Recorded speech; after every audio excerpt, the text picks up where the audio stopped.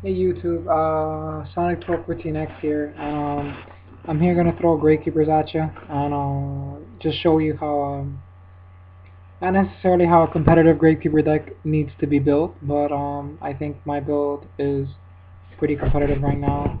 I've been playing against Blackwings, Lightsworn, Glads, X-Sabers, Quick Draw Plans, and just all the top decks right now. Machina, anything else you can think of, I've basically gone up against, and I think the only ones that give me a real challenge, and just depends on the skill of the duelist, if whether and on the plays I make, is X Sabers. But everything else I've been doing really well against, so really proud of it. And just gonna show you a build in case you have any thoughts, or maybe you want to build your own Gravekeeper deck, or I guess maybe you want to go against one and see how they run. So let's get to it. Uh, First off, we're gonna have three Gravekeepers Commandants. Gravekeeper's Commandant, he gets the heart of the deck basically, and without him, like, this deck wouldn't even be. I wouldn't even be talking about competitive Gravekeeper decks. So, Commandant becomes a 21 hitter. I mean, with Necrovalley on the field, and if you don't have it, then you just pitch him for it and get yourself a copy of that. And he's just an all-around great card, and really like having him in there. And we got three Gravekeeper Spies. Yeah, Gravekeeper Spy. One of the few Gravekeeper cards that you can run outside of a Gravekeeper deck, and inside of a Gravekeeper deck is a deadly card. With Spy, I can bring out another Spy if I want to. Gravekeeper's Descendant, Assailant, Guard. So got a few options there, but usually I'll be bringing out Descendant, or sometimes I just stall out with her need if I don't have the cards I have need at the moment. So one of the main cards I do search out with it though is Gravekeeper's Descendant. Gravekeeper's Descendant, with Necro on the field, he becomes a 2000 attacker, 17 defender, and basically, he with him I got a Magic and Trap Destruction, Monster Destruction, or just want to attack with him. He's one of the best cards in the deck, and he's one of the cards that I've won with while not having Necrovalley on the field. So I mean, he's good. You can use him with or without Necrovalley. He just becomes even harder to get rid of while Necrovalley's on the field. Then I'm putting three Assailants. Assailant is the other card I probably search the most with Spy. Assailant can take out like any card that's under 2000 attack or defense, which are most of the cards in the game. He can take out while Necrovalley's on the field with, switch into defense mode, switch into attack mode. Sometimes you got a high defender in there with a low attack, get some easy damage in there. Or sometimes a lot of those high attack monsters, they usually have low defenses. Usually under 2000. I would say it's pretty much all of them. So he's just a great card. And then playing two Gravekeeper's Guard. Gravekeeper's Guard, as his name suggests, will guard your life points. He will. I either bounce a synchro back to the synchro or fusion to the extra deck, and he's 19 defense without Necrovalley, 24 with it. He's just a big wall. Even I even use him to attack. He's a 1500 attacker. That's pretty decent attack, and a few attacks with him, and they're already pretty low. So he's just a great card. Next two cards are Cyber Dragon, two Cyber Dragons. Cyber Dragon's been, increasing. His play has been increasing. So I don't know. He's just a great card right now against all the top tier decks. Just the first turn. Or sometimes you might want him to use Bottomless or something on him, so you can, save for your better cards, normal summon the better cards without having to worry about it. He'll get rid of that for you. And or even having him by himself. He's a 21. He's just a 21 attacker.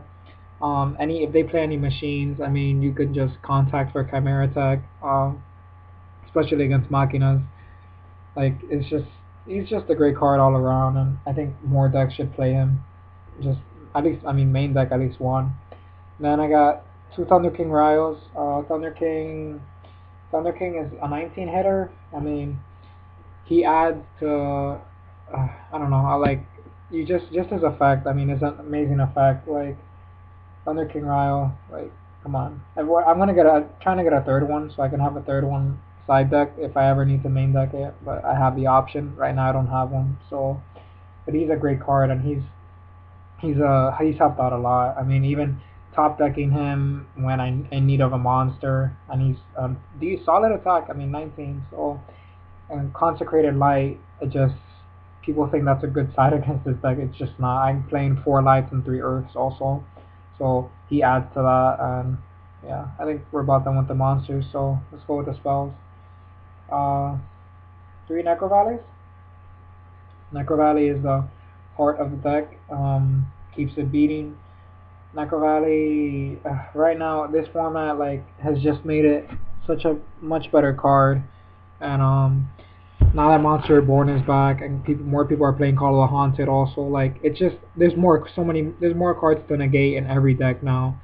And while Necrovalley is on the field, it just limits your options. Infernities get screwed by Necrovalley so hard, and even Glad's I mean Darius, Equest, like they Radiari, like they a few cards even don't even get their effects with Necrovalley on the field, so that limits their options so much. And it's just uneven.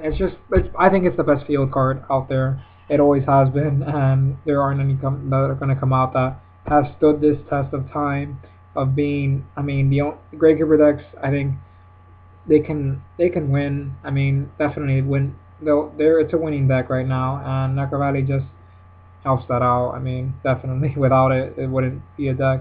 So, 3 Book of Moons. Uh, Book is, I mean, as much of a defensive card as it is an offensive card.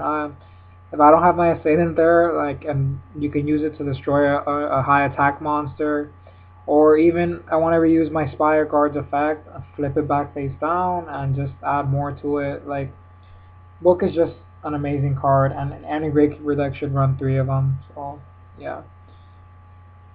2 Gravekeeper Steals. Gravekeeper Steel.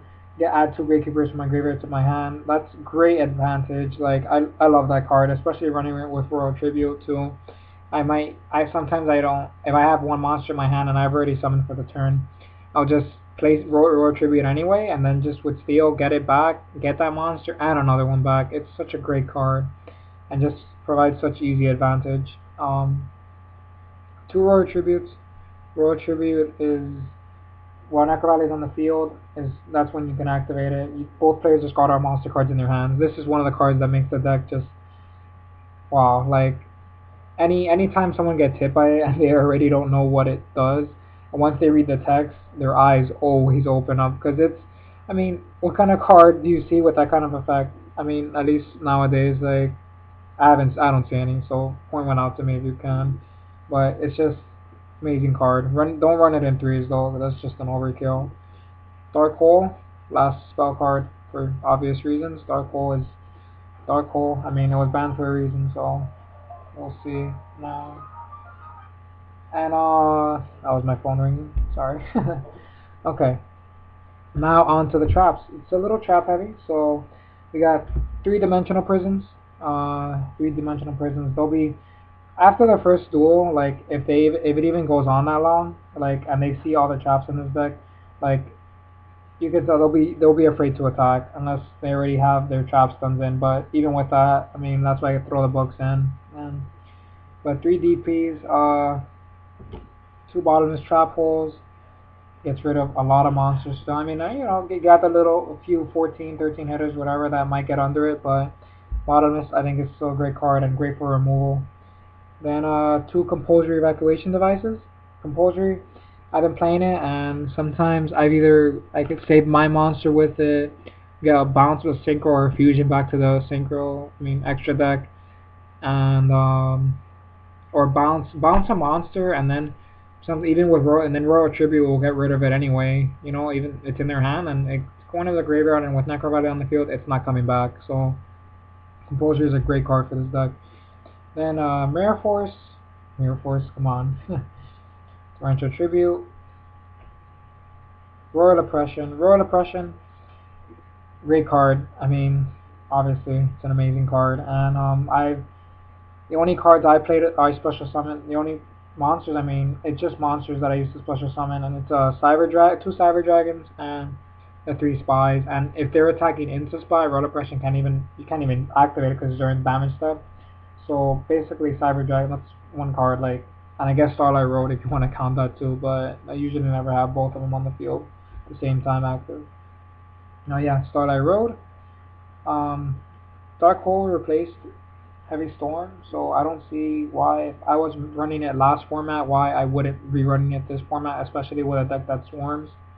It lets you overextend also, and that's always nice. Sometimes when you don't have to worry about Mirror Force or Torrential, actually you might want them to activate it. If you have Starlight Road on the field, you want that Mirror Force or Torrential to go off just so you can get an extra 2500 hitter that happens to be Starlight Dragon with a kick-ass effect. It's just a great card, and it's ridiculous not to run it. Solemn Judgment is, come on, Solemn. And then Trap Dustshoot is my last trap card. Early game, it's still is only when it's good. It's gotten worse with this format, and I'm playing it just until I get Solemn Warning. So for now, it'll have to do. I think that's the best card to have right now in this deck, and I like it. So, and then extra deck, Stardust Dragon, for obvious reasons. Starlight Road is right there, so got my Stardust there, and then Chimera Tech Fortress Dragon. Trying to get another one since I do run two Cyber Dragons. Never know how often I'm gonna need. Maybe I'll need another one. For now, I mean, obviously it's not a necessity, but it would be better just to have two. So that's my extra deck. And yeah, right now it's been like I said early in this video. This deck's been doing really well, and I just haven't. I've only been taking it out to my locals, so I'm not gonna say it's been doing amazing at locals. That'd be dumb, because I mean locals, that's nothing compared to regionals or an actual, big tournament. But once I do, I guess I'll let you know how it does. But so far, I mean, at least it's been doing good, really well at locals, and that's all I could say for now, honestly.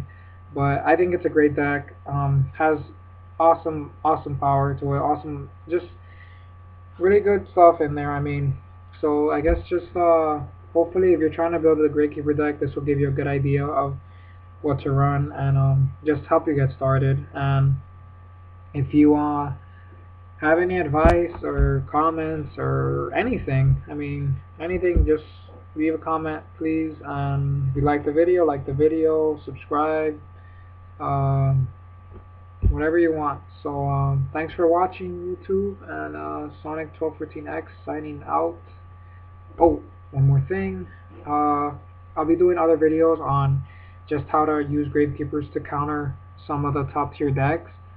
I'll try to start off with like the worst ones maybe, and then try and move up to like the better ones, what you can side in, or we'll see.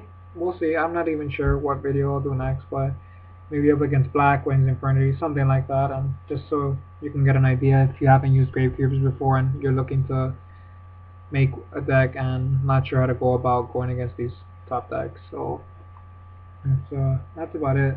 So it's Sonic1214X signing out, and good morning or good night.